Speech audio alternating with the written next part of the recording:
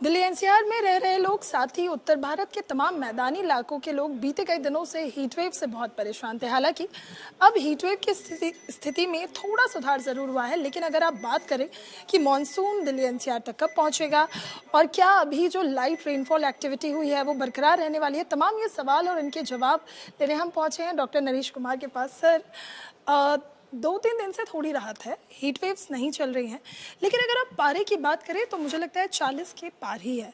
राहत कब मिलेगी हमें? देखिए, वो तो मई का महीना है। जब मई के महीने, जब जून का आपका जून में ऑलमोस्ट वहाँ टेम्परेचर तो 40 डिग्री से ज़्यादा रहते ही है। अभी क्या है कि अगर जैसे आप सैटेलाइट पिक्चर्स देखेंगे तो वेस्टर्न डिस्टर्बेंस प्रभाव कर रहे हैं कंटिन्यूस।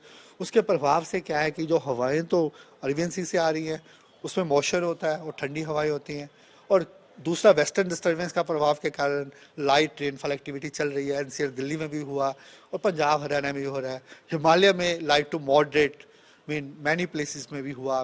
50% से ज़्यादा स्टेशंस में रेनफॉल एक्टिविटी रहा, और आने वाले 2-3 दिनों में ऑलमोस्ट ऐसा ही सिनेरियो बना रहेगा।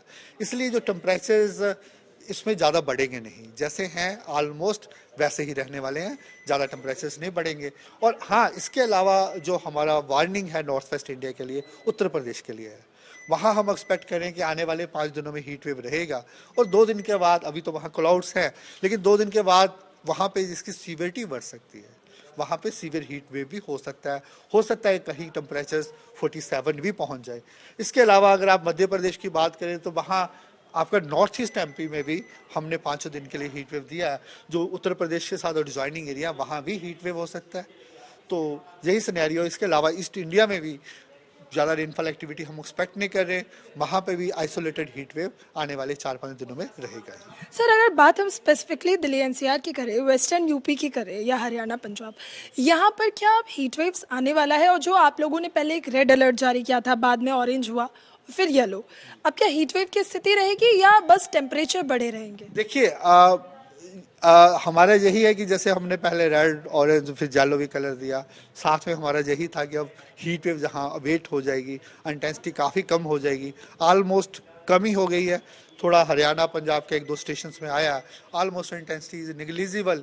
लेकिन अभी तक जो सिनेरियो है, जब तक ये क्लाउड रहेगा, नेचुरली टेम्परेचर ज़्यादा बढ़ते नहीं है। अब 3 दिन तो ऑलमोस्ट ऐसा ही सिनेरियो रहेगा, उसके बाद थोड़ा टेम्परेचर बढ़ना स्टार्ट होगा, लेकिन अभी तक हमारा कोई हीट वेव का अलर्ट नहीं है इसके लिए। तो वी विल सी।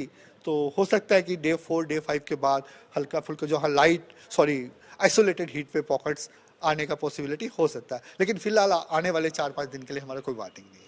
सर, इस बीच एक चीज़ हमने पहले वेदर में हमेशा नोटिस की थी कि जैसे ही गर्मी बहुत ज़्यादा होती है, हम देखते हैं कुछ दिनों में बारिश हो जाती है, लेकिन इस बार चाहे हम पूरे मई महीने की बात करें, 5 मई के बाद से कोई स्ट्रॉन्ग वेस्टर्न डिस्टर्बेंस नहीं आया।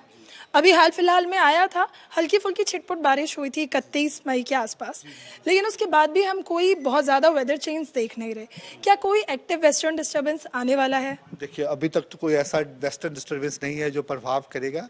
यही वेस्टर्न डिस्टर्बेंस है जिसके कारण हल्का फुल्का रेनफॉल एक्टिविटी रहेगा, तो वही हमारा अनुमान है। अच्छा सर, आखिरी सवाल मेरा आपसे मानसून को लेकर होगा, क्योंकि दक्षिण भारत, रायलसीमा, केरला, इन तमाम हिस्सों में मानसून पहुंच गया है।